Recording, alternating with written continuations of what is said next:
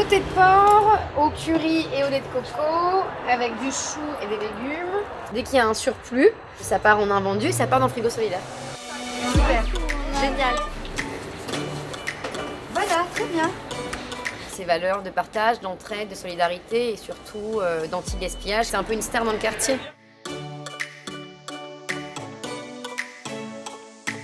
Bonjour, je suis Dounia Meptoul, présidente de l'association Les Frigos Solidaires et cofondatrice de la cantine du 18. À 15h30, je mettrai des plats. Ok, tout à l'heure. Un habitué. Les Frigos Solidaires, c'est une association d'entraide locale pour moins de gaspillage alimentaire. Ça permet aux habitants de déposer toutes les denrées qu'ils ne consomment pas quand ils partent en vacances ou en week-end. Et également aux commerçants de déposer tous leurs invendus. Là, on a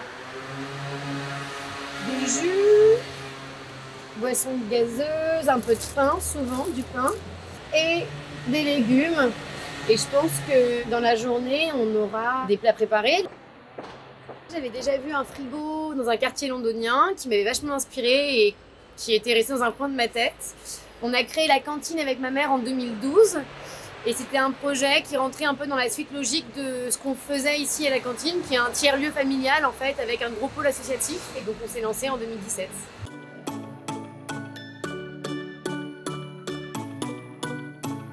Paris et banlieue, on comptabilise une quinzaine de frigos. On espère bien plus quand même pour une ville comme Paris. Sachant que Lille en a 12, Tours bientôt 10. Et en France, on en a un peu plus de 70, donc 76 en France. Et beaucoup de projets en cours pour la fin de l'année. Là, on va à la laiterie de Paris. Elles n'ont pas vendu leur yaourt. Au lieu de les jeter à la poubelle, elles ont pensé au frigo solidaire. Et là, je vais aller les récupérer vite fait. Et je vais les mettre au frigo solidaire. Je suis trop contente. Beurre vanille et ça c'est des burrata. D'accord, super. Je mets ça dans ma voiture et je vous ramène la caisse. Il y a burrata, yaourt à la vanille, la passion. Ils sont faits maison. Hein. Les bénéficiaires vont être très heureux ce soir. Hein. Ça, c'est génial d'avoir des bons produits comme ça, c'est super. Hein. Bah, merci beaucoup, hein. C'est gentil. Bonne journée, au revoir. Hein. Voilà, super. On va déposer ça dans le frigo. Ils vous donnent souvent la petite Paris? Ah, tout le temps, ouais, tout le temps. Depuis qu'ils ont vu le frigo solidaire, au lieu de jeter. Et là, il n'y en a pas beaucoup, mais d'habitude, je vais acheter des grosses caisses. Les gens prennent en 5 minutes, même pas, hein, je dépose. Je vais en mettre un peu pour ce soir et un peu pour tout de suite. Très contente. Vous avez vu, il y a Guémuse.